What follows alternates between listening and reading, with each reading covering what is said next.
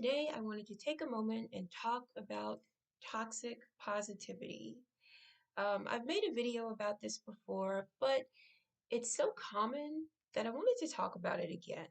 And in particular, this time, how a person can heal from being around toxic positivity, whether you were raised in a home where you were exposed to that a lot, or you just have a lot of friends and acquaintances who tend to have who tend to be a little bit toxic when it comes to positivity.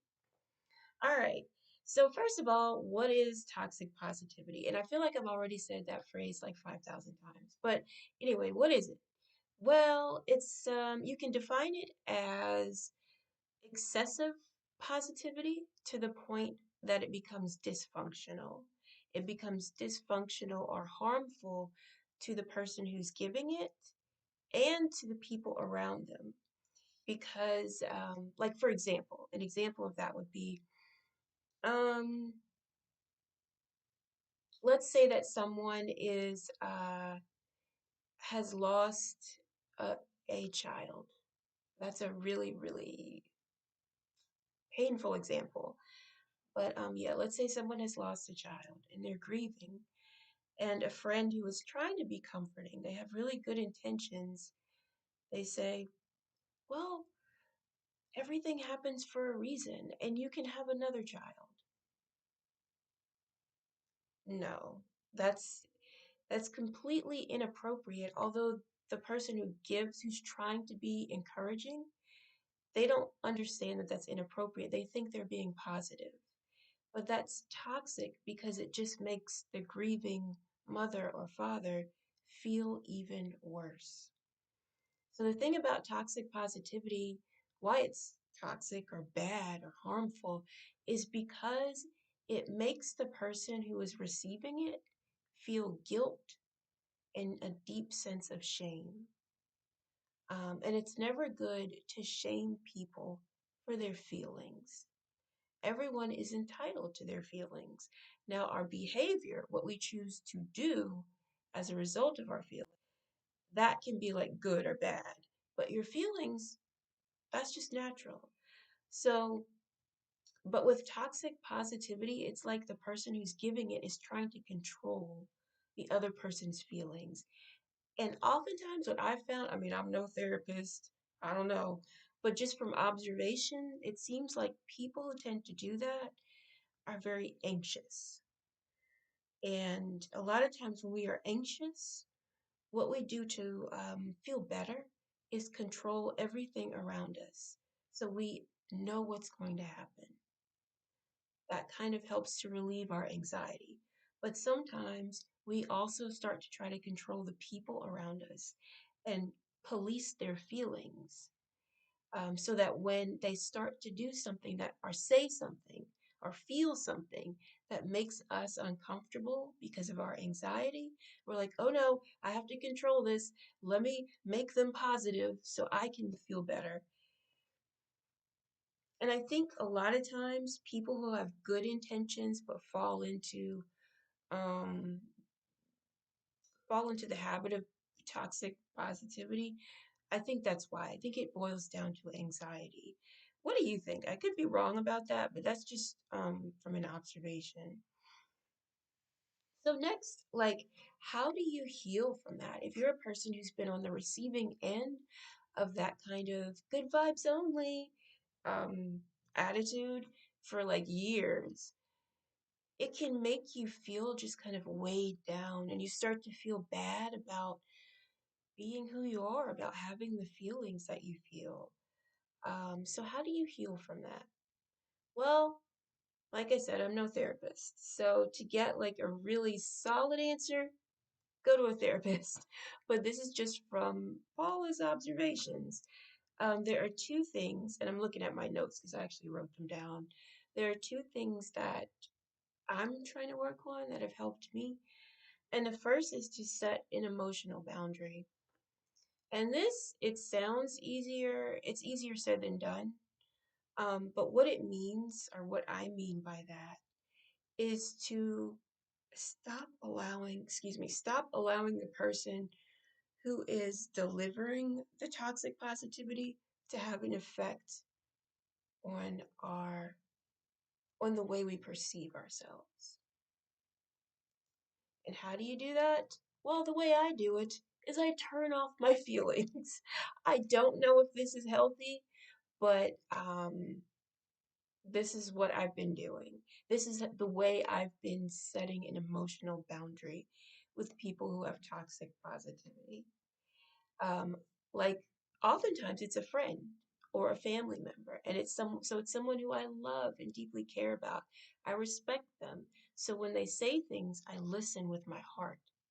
But when they start to creep on into that toxic positivity, I'm like, in my head, I'm, Paula, stop. Shh, close the door to feelings. And I literally like turn off my feelings. And so they start saying, oh, well, at least you this and blah, blah, blah, blah, blah, blah. And I'm just like, I turn into kind of like a brick wall and nothing can get in. So, because I do not want to go through those feelings of shame and guilt and, oh, why do I feel so bad? Like with me, um, in my personal experience, a lot of the times lately that I've been on the receiving end of that is because of my chronic illnesses. Um, a lot of times people don't understand the impact that illness can have on a person unless they've experienced it themselves, or if they have been a caretaker to someone with a serious like illness that is eventually going to be fatal. It's very difficult to empathize with that. And at the same time, if this person loves the individual who has the chronic illness, if they really care about them, they want to help them, but there's not really much you can do. I mean, it's really up to like the doctors and the person's body or whatever's going on. So it can make them feel helpless. And sometimes they fall back on, well, let me just help them be positive. And they'll start to say things, well, well, look on the bright side. At least you don't have this, or at least you're not dying. And they don't realize actually you are dying. Like, the whole reason I was in the hospital is because I was this close to dying, and it was very painful. And when in the past I've tried to explain that and gently say, well, I kind of was, um, I was like at death's door, but then it makes me feel like I'm just whining and complaining because they keep shutting me down. They keep saying, well, at least, and be positive. Mm-mm. So yeah, that's my experience with toxic positivity lately. And when you're already feeling bad physically, that makes you feel much worse emotionally because you already feel guilty for not being able to pull your own weight in a society where you have to pay for the air that you breathe. And when you can't really work like you used to because your body is shutting down, you start to feel guilty about not being able to pay for your existence the way that you feel you should. And on top of that, people who you think love you are like, I don't know, kind of shaming you for feeling what you feel, for being sick and making and feeling sad because you're sick.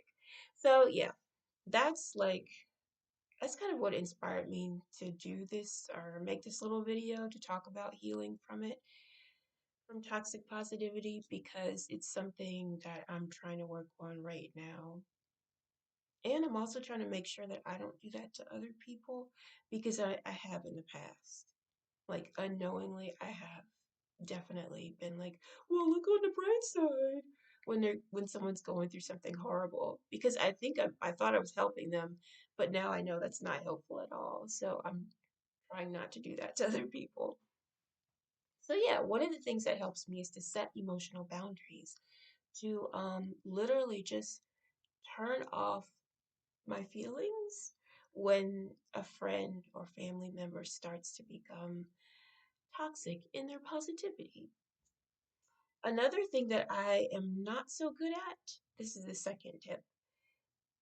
I'm not really good at this part yet, because it takes courage to do this, and so I'm still working on it, but eventually I will. And this is to set verbal boundaries, which means when the person says something that is like, oh, well, you need to be positive, blah, blah, blah, blah, you can set a verbal boundary by saying, when you say that, it actually makes me feel worse. It makes me feel more negative than positive. And you can say that in a nice way, in a gentle tone, but with honesty, so that they know, they understand that what they're saying is not helpful at all. Um, or like I don't see myself saying that unless I'm angry. But because like as an INFP, I think we usually don't. It's kind of hard for us to confront people. Like it's easy for us to be honest, but it's hard for us to confront people a lot of times. So I probably wouldn't say that, but I would say something more like, and I kind of wrote it down here. Oh yeah, I would say something like, yeah, well, actually, it's okay to not be okay sometimes. And right now, I'm not okay. That's just the way it is. Now let's change the subject. That's what I would say because I think, like I said earlier, a lot of times the reason why some of my friends and family members are overwhelmingly positive to a harmful degree is because they feel helpless. They want to help, but they don't know how. So they're trying to be positive as their way of helping. Or they're so anxious, like seeing me so sad because I've been in pain makes them so anxious that they're trying to control the situation by controlling or policing my feelings. And I think that both of those don't necessarily come from a bad place. Trying to control your anxiety or caring about someone is not bad, but it's just that they're dealing with it in a way that isn't helpful. So, by kind of like gently telling them, reminding them that it's okay for a human being to experience a low, because that's part of human life. We have our ups and we have our downs. Just like gently reminding them of that. Like right now, we happen to be speaking while I'm in a low moment. But since it's bothering you, let's change the subject. I wouldn't say the since it's bothering you part because that sounds like condescending and mean, but um, I would try to then change the subject to something that'll make them feel more comfortable. So those are like my two, I wouldn't say tips because I'm not a therapist, like I keep saying, but those are the two things I'm working on. And when it comes to how to heal from dealing with toxic positivity, to learn to set emotional boundaries and to set verbal boundaries by being very honest about how excessive positivity has affected me. So that's just my take. But what about yours?